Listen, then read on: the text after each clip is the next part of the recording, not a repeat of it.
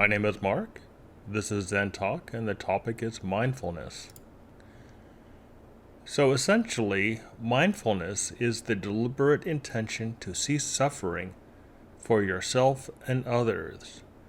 For suffering creates anger, anger creates hate, and hate creates suffering. This is a cyclical action that gets repeated over and over and over again. This is the cycle of suffering.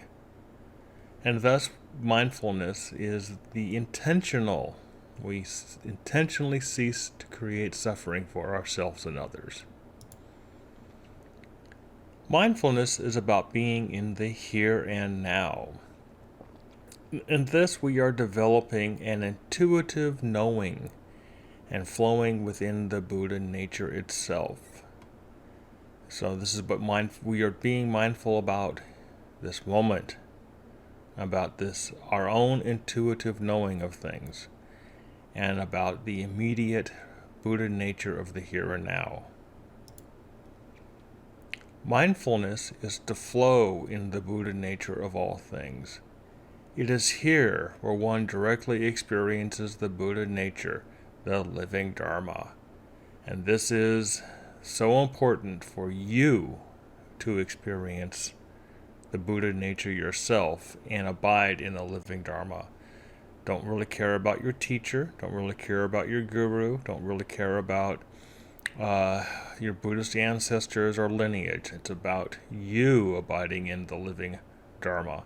And mindfulness is a method, a technique to help you, to train you to flow into the Buddha nature of all things in the here and now, where suffering is ceased.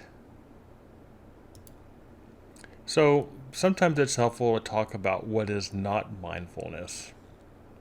So the imposing conditions or rules on others is not mindfulness. Somebody saying we are going to be silent, or we're going to, only walk in a certain condition or path or a certain style. That's not really mindfulness. So that's imposing conditions or rules on others. Trying or expecting to be perfect in all things. That's also not mindfulness. You do your best at whatever you're doing, and mistakes happen and things happen. And some people try to think that, well, if I'm being mindful, I'll be perfect. And if I'm not perfect, then I'm not mindfulness. That is not mindfulness. That's more of an expectation that you're holding or an extreme. And in extremes, we'll get to that in a minute here, extremes create suffering. So being emotionless, or like, in the TV show, the Vulcan Mr. Spock, like where there's no emotions and everything is logic and reason, that is also not mindfulness. And then there's the opposite of that, which is being overly emotional. Sometimes this is called metta, or lots of love and light.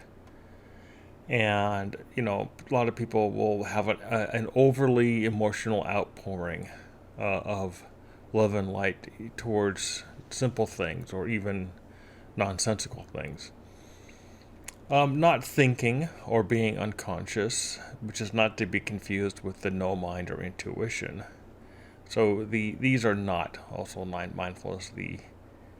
Or lastly, mindfulness is just not following a schedule is not mindfulness. That's just following a schedule. So in conclusion, mindfulness is a tool. It can be a method for the student to notice themselves in the phenomenal of all things that create suffering.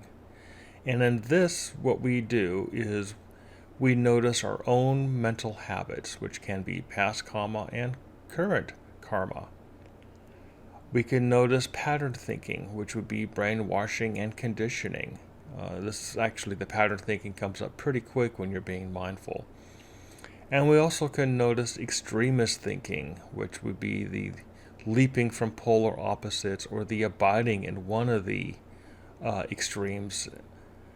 So all of this this mindfulness is a type of meditation that can be done in short sprints, but it could also be done in much longer periods of time.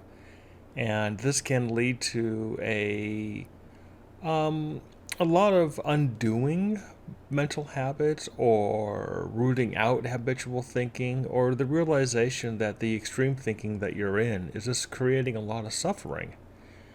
And that is in the nutshell what mindfulness work is supposed to be doing here. You're supposed to be more or less noticing the suffering that you create for yourself and others.